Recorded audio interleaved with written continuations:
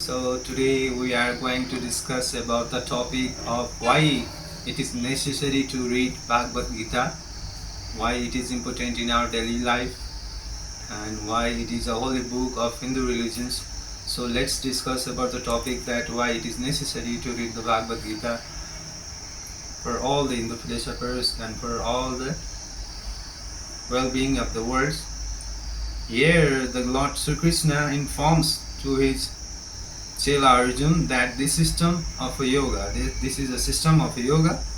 The Bhagavad Gita was first spoken to the sun god, and the sun god explained it to Manu, and Manu explained it to Ivakshu. And in this way, by disciplic succession, one speaker after another, this yoga system has been coming down. But in the course of time, it has become lost.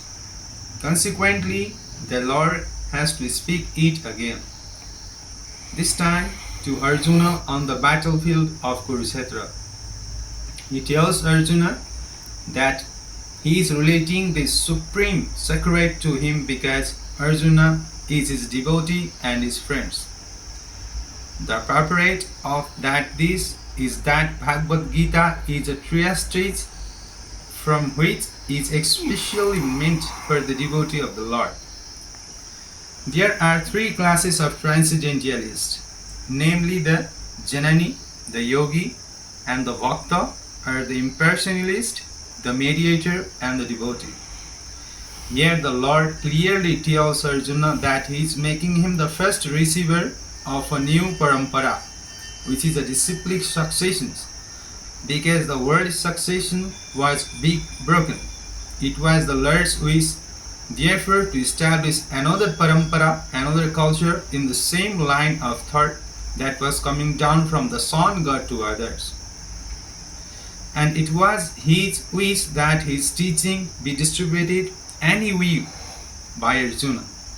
He wanted Arjuna to become the authority in understanding the Bhagavad Gita.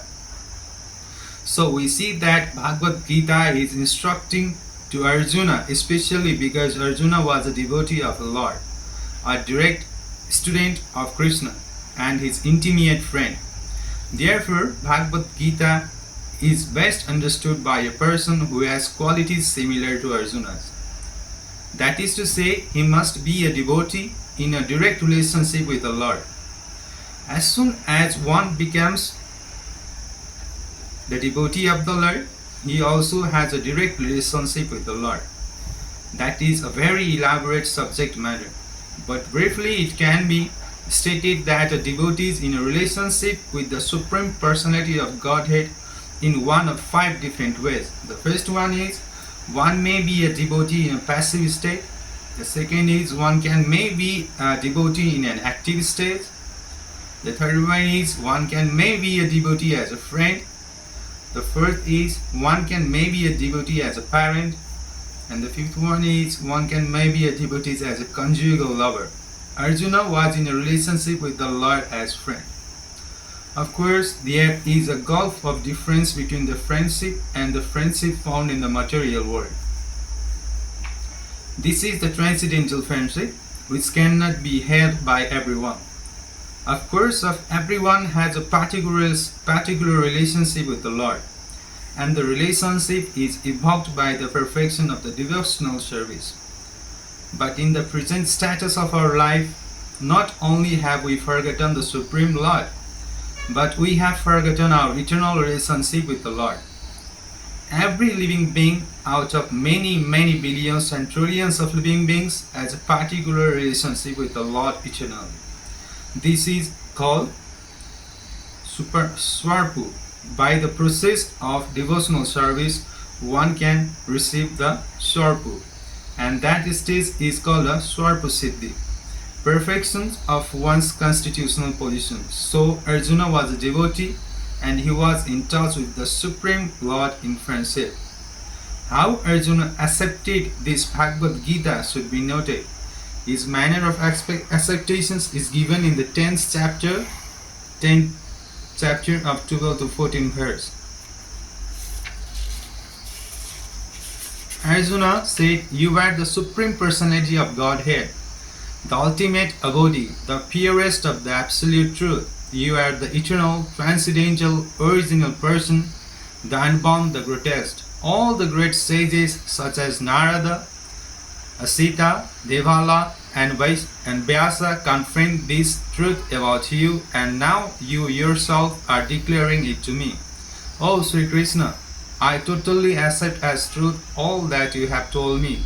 Neither the demigods nor the demons, O Lord, can understand your personality. After hearing Bhagavad Gita from the Supreme Personality of Godhead, Arjuna accepted Krishna as a Param Brahma, the Supreme Brahman. Every living being is Brahman, but the Supreme Living Being on the Personality of Godhead is the Supreme Brahman. Param Dhama means that he is the supreme rest or abode of everything. Pavitram means that he is pure, untainted by material contaminations. Purusham means that he is the supreme enjoyer. Shashvatam, eternal, Divyam, transcendental, Adi Devam, the original supreme personality of Godhead, Ajam, the unborn, and Vibhum, the greatest. Now, one may think that because Krishna was the friend of Arjuna, Arjuna was telling him all this by way of flattery. But Arjuna, just to drive out this kind of doubt from the minds of the reader of Bhagavad Gita, substantiates these phrases in the next verse where he says that Krishna is accepted by the Supreme Personality of Godhead not only by himself but by authorities like Narada, Asita, Devala, and Vyasadeva. These are great personalities who distribute the Vedic knowledge as it is performed by all acharyas. Therefore, Arjuna tells Krishna that he accepts whatever he says to be completed performed. Sarvam itadyam manya. I accept everything you say to be true. Arjuna also said that the personality of the Lord is very difficult to understand and that he cannot be known even by the great demigods. This means that the Lord cannot even be known by the personalities greater than the human beings. So how can a human being understand Lord Krishna without becoming his devotee? Therefore, Bhagavad Gita should be taken up in a spirit of devotion. One should not think that he is equal to Krishna, nor should he think that Krishna is an ordinary person or even a very great personality. Lord Sri Krishna is the Supreme Personality of Godhead. So according to the statements of Bhagavad Gita, or the statements of Arjuna, the person who is trying to understand the Bhagavad Gita, we should at least theoretically accept Sri Krishna as the Supreme Personality of Godhead. And with that submissive spirit, we can understand that Bhagavad Gita. Unless one reads the Bhagavad Gita in a submissive spirit, it is very difficult to understand Bhagavad Gita because it is a very great mystery.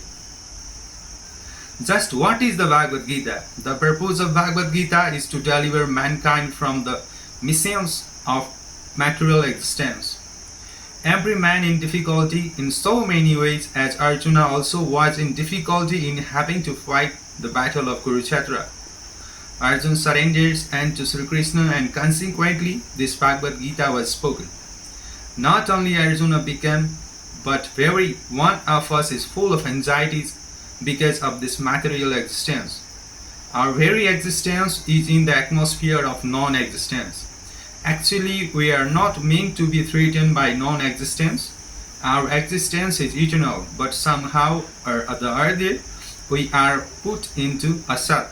Asat refers to that which does not exist. Out of so many human beings who are suffering, there are a few who are actually inquiring about their position, as to what they are, why they are put into this awkward position, and so on.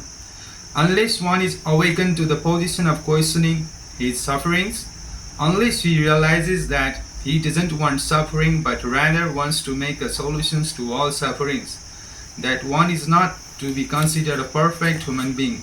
Humanity begins when this sort of inquiry is awakened in one's mind. In the Brahma Sutra, this inquiry is called Brahma Jigyasa, Atato Brahma Jigyasa, every activity of the human being is to be considered a failure unless he inquires about the nature of the Absolute. Therefore, those who begin to question why they are suffering or why they came from and where they shall go after death and proper students for understanding Bhagavad Gita.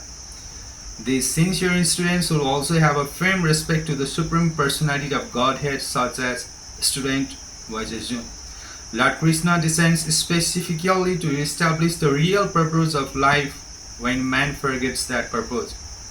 Even then, out of many human beings who awaken, there may be one who actually enters the spirit of understanding his position, and for him this Bhagavad Gita is spoken. Actually, we are swallowed by the true grace of Nishyans, but the Lord is very merciful upon living entities, especially human beings. To this end, he spoke the Bhagavad Gita, making his friend Arjuna his student.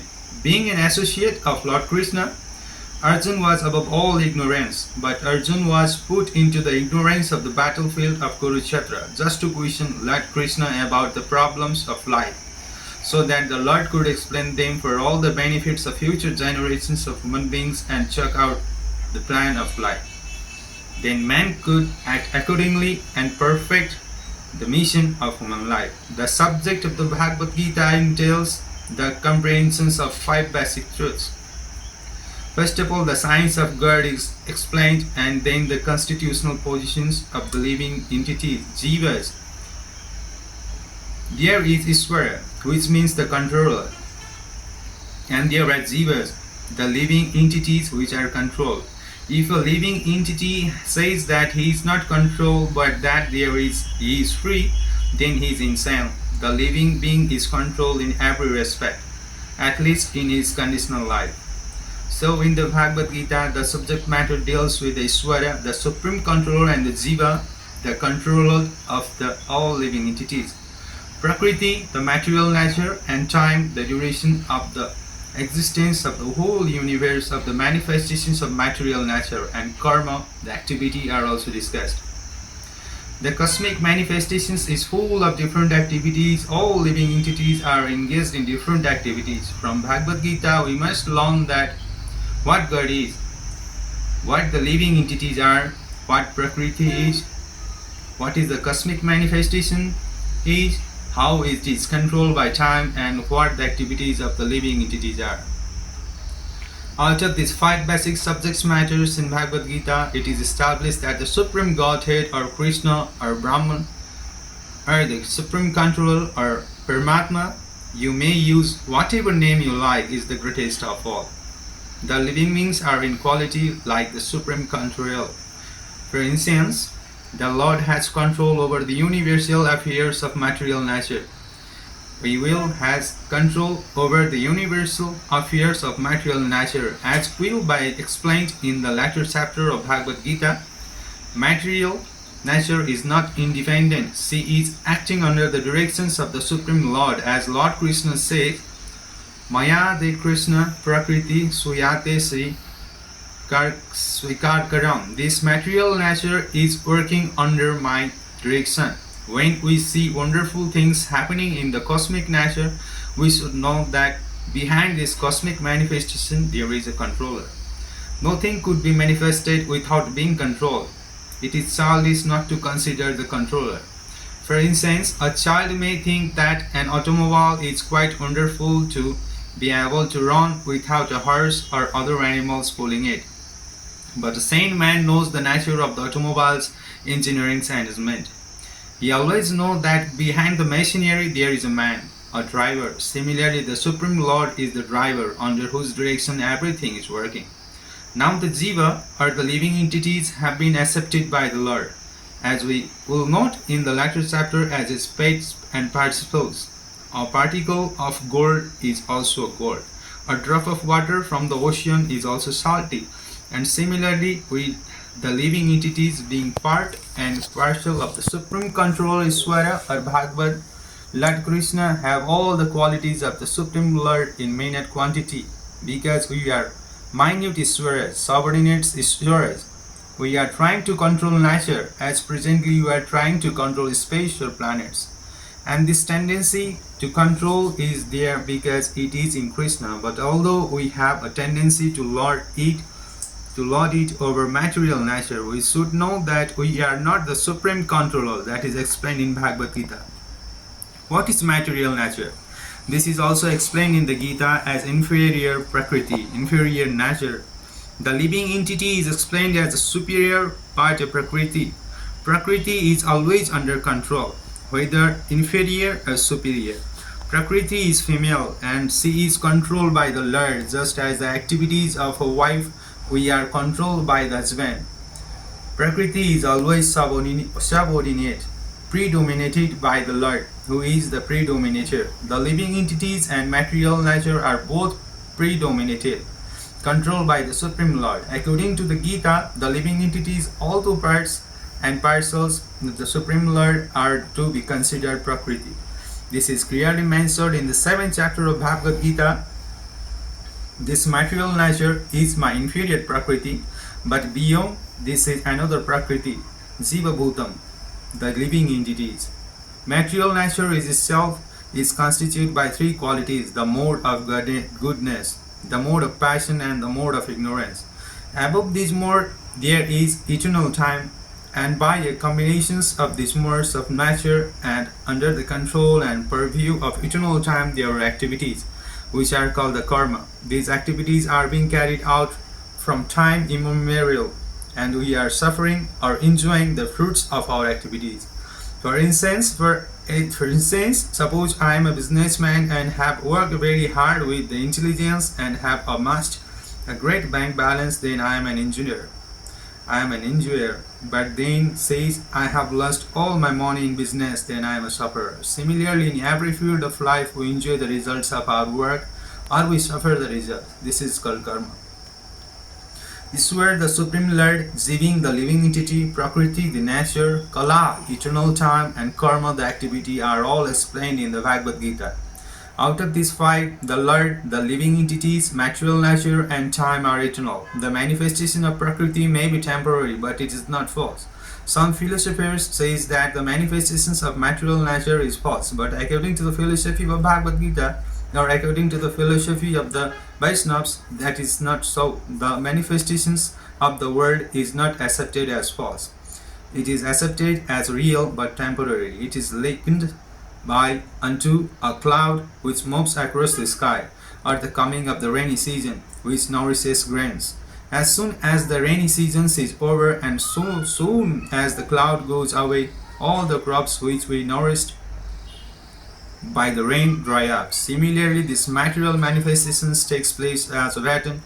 Certain interval stays for a while and then disappears. Such are the workings of Prakriti. But this cycle is working eternally. Therefore, Prakriti eternally, it is not false. The Lord refers to His as my Prakriti. This material nature is the separated energy of the Supreme Lord, and similarly, the living entities are also the energy of the Supreme Lord. Although they are not separated but eternally related, so the Lord, the living entity, material, nature, and time are all interrelated and are all eternal. However, the other item, karma, is not eternal. The effects of karma may be very old indeed. We are suffering and enjoying the results of our activities from the immemorial, but we can change the results of our karma or our activity, and this change depends on the perfection of our knowledge. We are engaged in various activities. Undoubtedly, we do not know what sort of activities we should add up to gain relief from the actions and reactions of all these activities. But this is also explained in the Bhagavad Gita. The position of Ishvara, the Supreme Lord, is that of supreme consciousness. The jivas of the living entities, being parts and parcels of the Supreme Lord, are also conscious. Both the living entity and material nature are explaining as Prakriti, the energy of the Supreme Lord. But one of the two, the jiva, is conscious.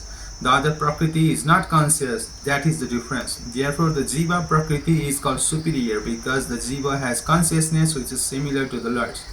The Lord is supreme consciousness, however, and one should not claim that jiva, the living entity, is also supremely conscious. The living being cannot be supremely conscious at any stage of his perfections. And they can be also is a misleading theory. Conscious he may be, but he is not perfectly or supremely conscious. The distinctions between the Jiva and the Ishvara will be explained in the 13th chapter of Bhagavad Gita. The Lord is Kshetrajanya, conscious as in the living being, but the living being is conscious of his particular body, whereas the Lord is conscious of all bodies. Because he lives in the heart of every living being, he is conscious of the psychic environment and the movements of the particular jivas. We should not forget this. It is also explained that the Paramatma, the Supreme Personality of Godhead, is living in everyone's heart as Ishvara, as the controller, and he is giving the directions for the living entity to act as he desires. The living entity forgets what to do. First of all, he makes a determination to act in a certain way, and then is entangled by the actions and the reactions of his own karma. After giving up one type of body, he enters into another type of the body. As we take off and put on clothes, as the soul thus migrates, he suffers the actions and reactions of his past activities. These activities can be changed when the living being is in the mode of godness, insanity, and then we can describe that insanity, and people understands that what sort of activities he should adopt. If he does so, then all the actions and reactions of his past activities can be changed. Consequently, karma is not eternal. Therefore, we stated that of the 5 items, Ishvara, Jiva, Prakriti, time, and karma, four are all eternal, whereas karma is not eternal. The supreme conscious Ishvara is similar to the living entity in this way, but both the consciousness of the Lord and that of the living entity are transcendental. It is not the consciousness is generated by the associates of matter. This is a mistake, an idea. The theory that consciousness develops under the certain circumstances of material combinations is not accepted by the Bhagavad Gita. Consciousness may be pervadedly reflected by the covering of material circumstances, just as light reflected through colored glass may appear to be a certain color. But the consciousness of the Lord is not materially affected. Lord Krishna say, Maya Daksham Prakriti. When he descends into the say material universe, his consciousness is not materially affected. If he who were so affected, he would be unfit to speak on the transcendental matter as he does in the Bhagavad Gita. One cannot say anything about the transcendental words without being free from materially contaminations or consciousness. So the Lord is not materially contaminated. Our consciousness at the present moment, however, is materially contaminated. The Bhagavad Gita teaches that we have to purify this materially contaminated consciousness. In pure consciousness, our actions will be devoted to the well of the Ishvara, and that will make us happy. It is not that we have to cease all activities. Rather, our activities are to be purified, and purified activities are called bhakti. Activities in bhakti appear to be like an ordinary activities, but they are not contaminated. An ignorant person may see that a devotee is acting or working like an ordinary man, but such a person with a poor fund of knowledge does not know that the activities of the devotees of the Lord are not contaminated by impure consciousness of matter. These are transcendentals to all these 3 modes of nature. We should know, however, that at this point of our consciousness is contaminated. When we are materially contaminated, we are called conditions. False consciousness is exhibited under the impressions that I am a product of material matter.